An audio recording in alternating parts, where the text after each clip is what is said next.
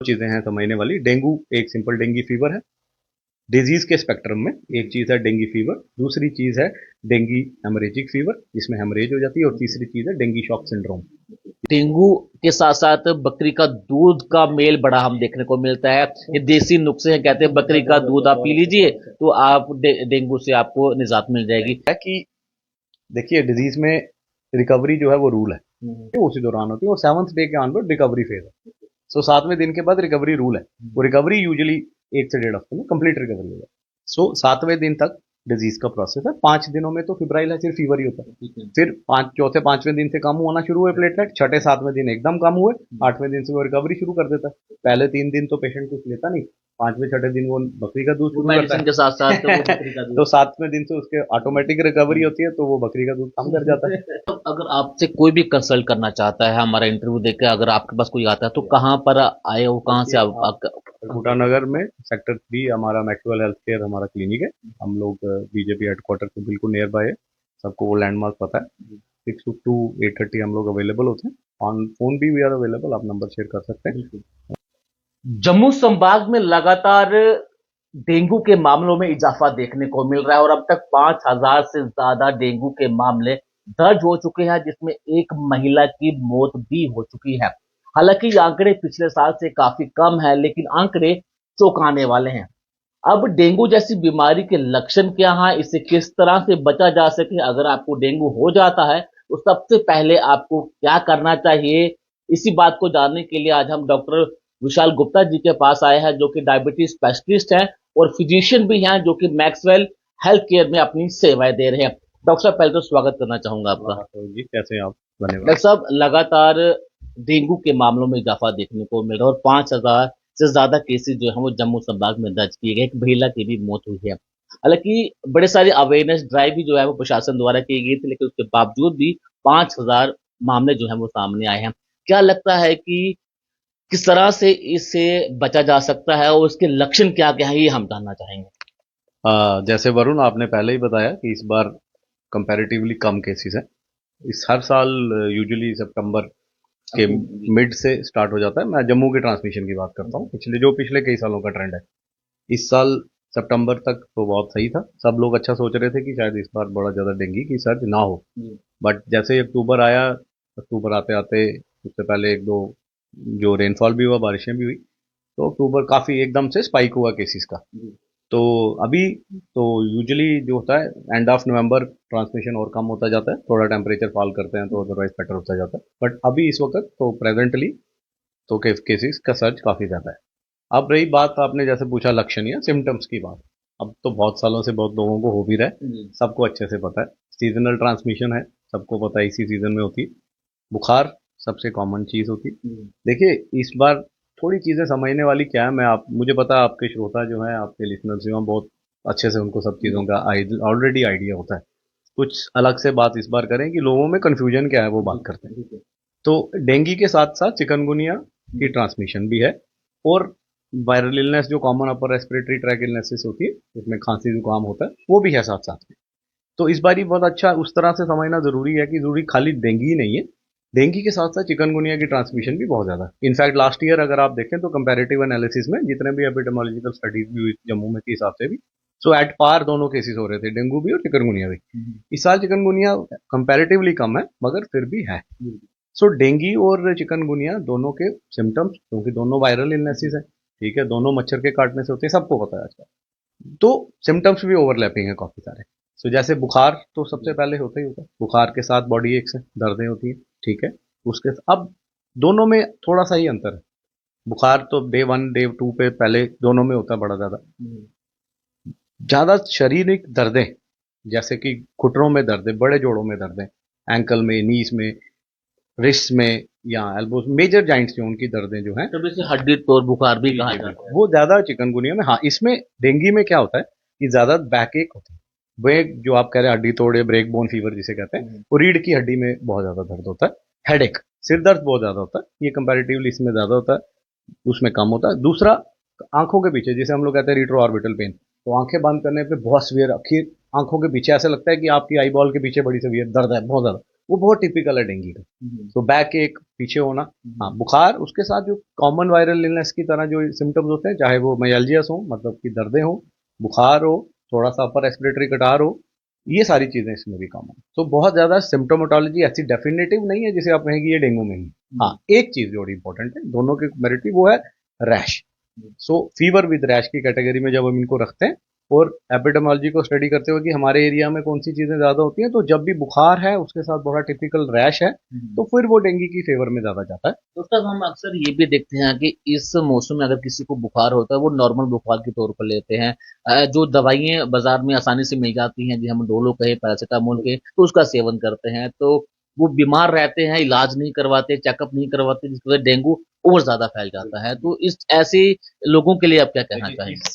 इस सीजन में, जबकि देखिए सितंबर अक्टूबर नवंबर, जब भी आपको बुखार हो घर पे बैठ के लाइटली मत लीजिए।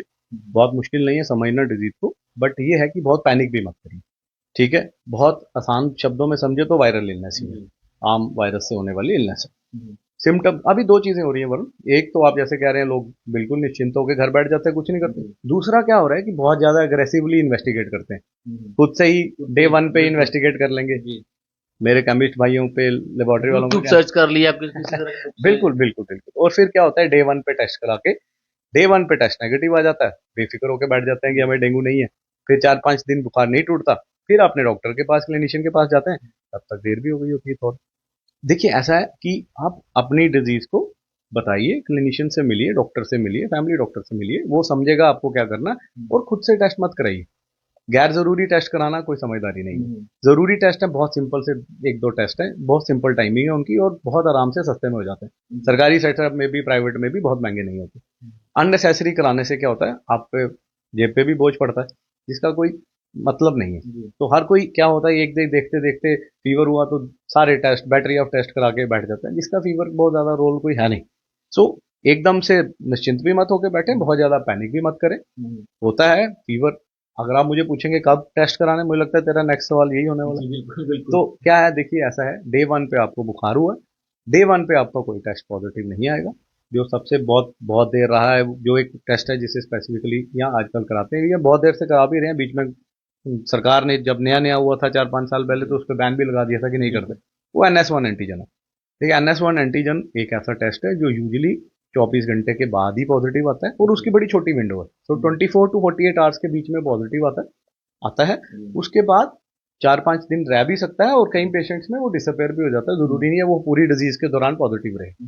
हाँ एक उसकी एडवांटेज है, एक तो पहले दिन पे कुछ मत कराइए, कोई जरूरत नहीं टेस्ट। दूसरे दिन से तीसरे दिन आपको बहुत लगता है आप नहीं किसी को मिलना चाहते हैं, तो जरूर एक CBC जो कंप्लीट ब्लड सेल काउंट है उसके साथ एक NS1 करा सकते हैं। NS1 की एक बहुत इंपॉर्टेंट चीज मैं आपको बताता हूँ, उसकी एक बहुत अच्छी पॉजिटिव प्रेडिक्टिव वैल्यू है। पॉजिटिव प्रेडिक्टिव वैल्यू का मतलब क्या होता है, आपको टेस्ट पॉजिटिव आया तो इसका मतलब है कि डिजीज है। लेकिन उसकी पुअर नेगेटिव प्रेडिक्टिव वैल्यू, उसका क्या मतलब है कि अगर टेस्ट नेगेटिव आए तो उसका मतलब ये नहीं है कि डिजीज नहीं है। तो बहुत सिनेरियो होते हैं ऐसे कि टेस्ट कराते हैं, टेस्ट नेगेटिव आया, शांति से बैठ जाते हैं, NS1 नेगेटिव हो गया। NS1 हमें बहुत ज्यादा नेगेटिव प्रेडिक्टिव वैल्यू नहीं देता। हाँ पेशेंट अगर आपका टेस्ट नेगेटिव है तो मत सोचिए कि आपको डिजीज नहीं है, तो फिर हमको 4-5 दिन के बाद पता चलता है जब प्लेटलेट काउंट गिरने शुरू हो जाता है। और दूसरी बात है, जो स्पेसिफिक टेस्ट है वो एंटीबॉडी टाइटर्स होते हैं, एंटीबॉडी टेस्ट है, जैसे IgM स्पेसिफिक एंटीबॉडी है डेंगू वायरस के लिए, वो usually end of first week या 5वें-6ठे दिन से आना शुरू होते हैं, उससे पहले वो नहीं आते।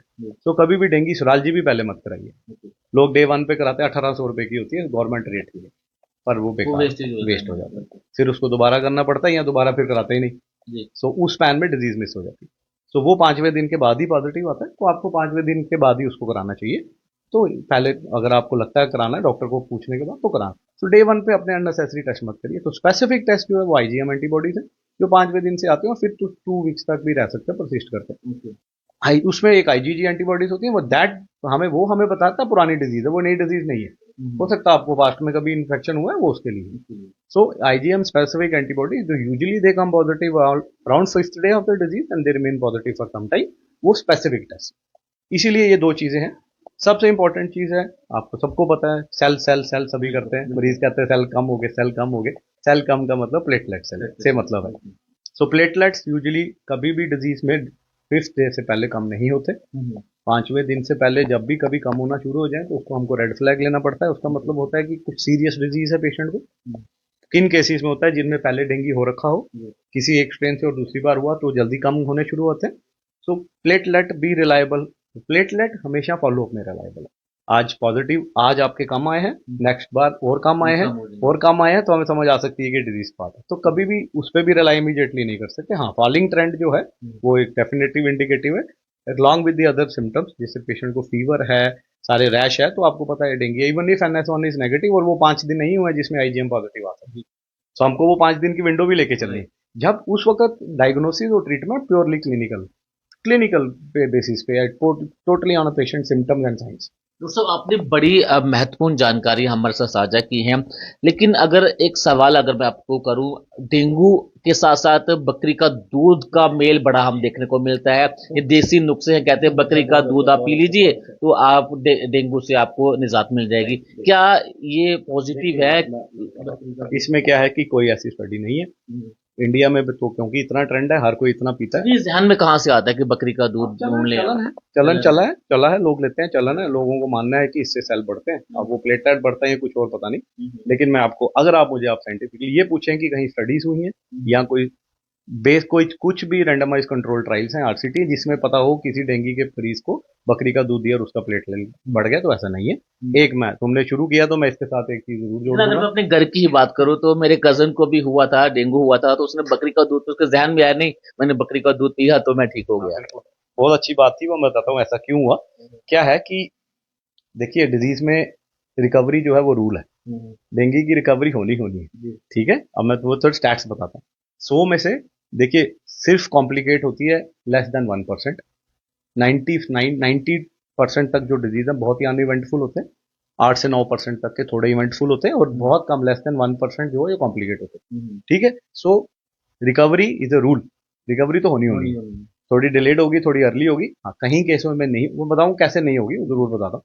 रही बकरी के दूध की बात, अब क्या है वो डिजीज प्रोसेस क्या है कि पहले 3 फेजेस में होती है डिजीज। सबसे पहले जो है वो फिब्राइल फेज है, जिसे हम लोग क्यूट फेज कहते हैं। डे 1 से डे 5 तक बुखार रहता है।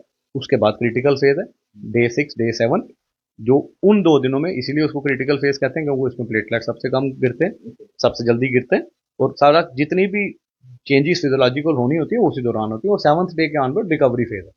सो 7वें दिन के बाद रिकवरी रूल है। वो रिकवरी यूजुअली 1 से 1.5 हफ्ते में कंप्लीट रिकवरी हो जाए। सो 7वें दिन तक डिजीज का प्रोसेस है। 5 दिनों में तो फिब्राइल है, सिर्फ फीवर ही होता है। फिर चौथे 5वें दिन से कम होना शुरू हुए प्लेटलेट, 6ठे 7वें दिन एकदम कम हुए, 8वें दिन से वो रिकवरी शुरू कर देता है। पहले 3 दिन तो पेशेंट कुछ लेता नहीं, 5वें 6ठे दिन वो बकरी का दूध शुरू करता है के साथ साथ तो, बकरी का दूध। तो 7वें दिन से उसके ऑटोमेटिक रिकवरी होती है, तो वो बकरी का दूध कम कर जाता है ठीक है। तो ये वो सिनेरियो है। बाकी हाँ, बकरी के दूध की जो आपने बात करी ना, मैं आपको बता दूं, अभी हमने रिसेंटली थोड़े दिन पहले ही 1-2 बड़े एटिपिकल केसेस देखे जिसमें कि जो पेशेंट जो है उसको सारा कुछ सेटल हो गया, डेंगू की रिकवरी फेज भी सेटल होगी, बट उसका फीवर सेटल नहीं हो रहा। सो क्या हुआ, वो बकरी का दूध लोग कच्चा पीते हैं। अब कच्चा दूध बकरी का पीने की वजह से बैक्टीरियल इन्फेक्शन होना शुरू हो गया। कच्चे दूध की वजह से लिस्टेरोसिस होना शुरू हो गया। कच्चे दूध की वजह से साल्मोनेलोसिस होना शुरू हो गया। सो उसको एंटेरिक फीवर हो गया उसकी वजह से। सो जो उसके नुकसान है, कि वो नुकसान है, इनको भी समझना पड़ेगा कि जैसे गाय का दूध नहीं पीते हैं बॉयल किए बिना, तो उसको भी नहीं पीने से उसके जब टेस्ट कराए हमने 1.5 से 2, वो 15 दिन के बाद, डिजीज के 15 दिन के बाद, डेंगू होने के बाद, तो समझ आया कि ये उसकी वजह से नहीं, ये उसकी वजह से इन्फेक्शन, इसको बैक्टीरियल इन्फेक्शन है। कुछ रोल नहीं है किसी किताब में, किसी लिटरेचर में, किसी भी जगह पर कहीं नहीं लिखा है कि हाँ बट मान्यता है। अब उसको आप रिफ्यूट भी नहीं कर सकते। अब मैं कहूँ कि नहीं ऐसा कुछ नहीं होता कन्विक्शन के साथ, तो वो भी सही नहीं होगा। तो आखिरी सवाल मैं आपसे ये करना चाहूंगा, हालांकि हम पैनिक क्रिएट नहीं करेंगे, लेकिन इसमें मृत्यु भी हो जाती है। पिछले साल 10 मौतें हुई थी, इस बार 1 मौत हुई है, तो मृत्यु कैसे होती है? क्योंकि आपने कहा कि रिकवरी की चांसेस बहुत ज्यादा होते हैं, तो फिर डेथ किन कारणों की वजह से होती है? देखो, डेथ का क्या है, बिल्कुल कॉम्प्लिकेटेड डिसीज जिसे हम कहते हैं। 2 चीजें हैं समझने वाली। डेंगू एक सिंपल डेंगू फीवर है डिजीज के स्पेक्ट्रम में। एक चीज है डेंगू फीवर, दूसरी चीज है डेंगू हेमरेजिक फीवर जिसमें हेमरेज हो जाती है, और तीसरी चीज है डेंगू शॉक सिंड्रोम जिसमें शॉक के साथ जाता है। तो तीनों चीजों में डेंगू फीवर हुआ, 7 दिन के बाद आपके प्लेटलेट थोड़े गए, बढ़ने लगे, रिकवरी होगी, एक चीज। डेंगू शॉक सिंड्रोम, पहले डेंगू हेमरेजिक फीवर आता है जिसमें प्लेटलेट्स इतने ज़्यादा गिरे कि पेशेंट को ब्लीड होना स्टार्ट हो गया। सो अब वो जैसे बुखार के बाद जिसको ब्लीड स्टार्ट हो गया वो डेंगू हेमरेजिक फीवर हो गया, ठीक है, वो एक सीरियस डिजीज है। उसमें आपको नाक में से खून आना शुरू हो सकता है, एपिस्टेक्सिस। तो आपको ये बात ध्यान भी रखनी है, 5वें 6ठे दिन आपके प्लेटलेट्स अगर 50, ये यूजुअली 50,000 से नीचे ब्लीड नहीं होता। मैं अपने सारे पेशेंट्स को कहता हूँ पैनिक मत करिए, 50,000 take it as a red flag.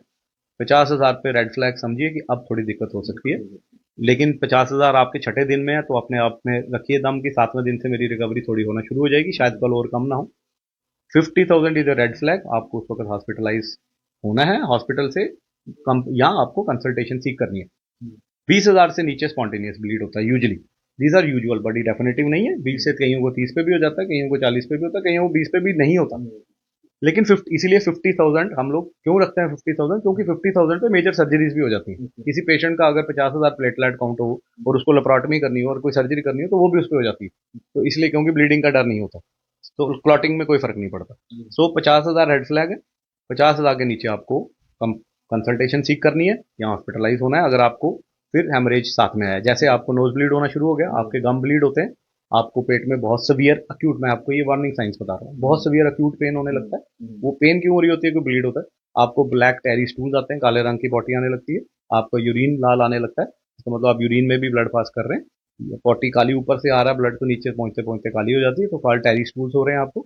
तो आपको ये अगर बहुत सवियर वीकनेस है, जैसे आपको इस चीजों से आपको ये शॉक, मतलब बीपी आपका गिरने लगा। अब थर्ड, जैसे मैंने बताया, डेंगू शॉक सिंड्रोम है, हेमरेज के बाद पेशेंट शॉक में चला जाता है, तो बीपी कम हो जाता है, बीपी रिकॉर्ड नहीं होता, क्योंकि इतना ज्यादा थर्ड स्पेस लॉसेस हो जाते हैं फ्लूइड्स के कि जब तक उसको आप प्रॉपर हॉस्पिटलाइज रख के ट्रीट नहीं करेंगे तब तक रिकवरी नहीं होगी।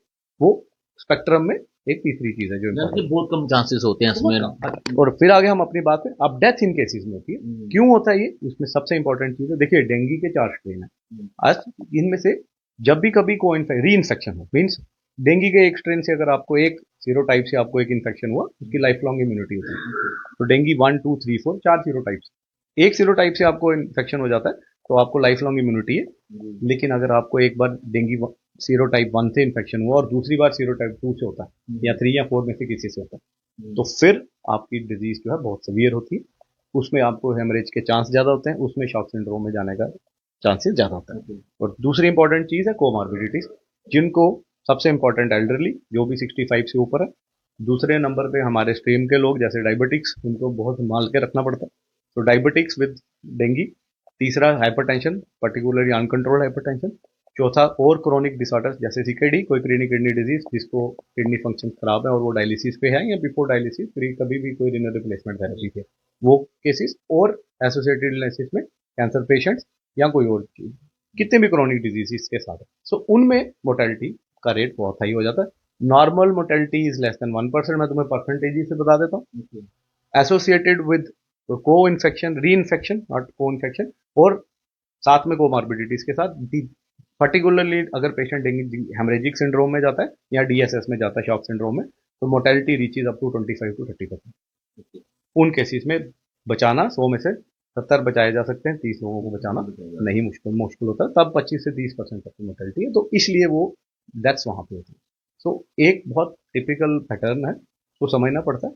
मैं फिर वो बता रहा हूँ, 99% की रिकवरी बिल्कुल अनइवेंटफुल है, अनइवेंटफुल। डॉक्टर साहब, अगर आपसे कोई भी कंसल्ट करना चाहता है, हमारा इंटरव्यू देकर अगर आपके पास कोई आता है तो कहाँ पर आए हो, कहाँ से आप? भूटानगर में सेक्टर 3 हमारा मैक्सवेल हेल्थ केयर हमारा क्लिनिक है। हम लोग बीजेपी हेडक्वार्टर के बिल्कुल नियर बाय है, सबको वो लैंडमार्क पता है। 6 to 8:30 हम लोग अवेलेबल होते हैं, ऑन फोन भी वी आर अवेलेबल, आप नंबर शेयर कर सकते हैं। हमारे एसोसिएट्स आपसे बात करेंगे, अगर कोई दिक्कत होगी तो हम आपको बता के मिलकर बता सकते हैं क्या कर सकते हैं। बहुत शुक्रिया डॉक्टर साहब थैंक यू करने के लिए। तो डेंगू से जुड़ी हर एक समस्याओं के बारे में डॉक्टर साहब ने बारीकी से हमें बताया है। तो अगर आप भी डॉक्टर साहब से कंसल्ट करना चाहते हो तो हम नंबर अपने कैप्शन में जरूर डालेंगे। अगर आपको किसी भी तरह की कोई भी राय, आपको ट्रीटमेंट करवाना है तो डॉक्टर विशाल गुप्ता जी से आप जरूर संपर्क करें। सीनियर डॉक्टर हैं, फिजिशियन हैं, डायबिटीज स्पेशलिस्ट हैं। अगर आप संपर्क करना चाहते हैं तो डॉक्टर विशाल गुप्ता जी से संपर्क करो। डेंगू को लेकर आज हमने जितनी भी जानकारियां हमने साझा की हैं वो हमने आप तक पहुंचाई है, तो इस वीडियो को जितना हो सके उतना ज्यादा शेयर करें ताकि ये जानकारी हर किसी तक पहुंचाई जा सके। नमस्कार।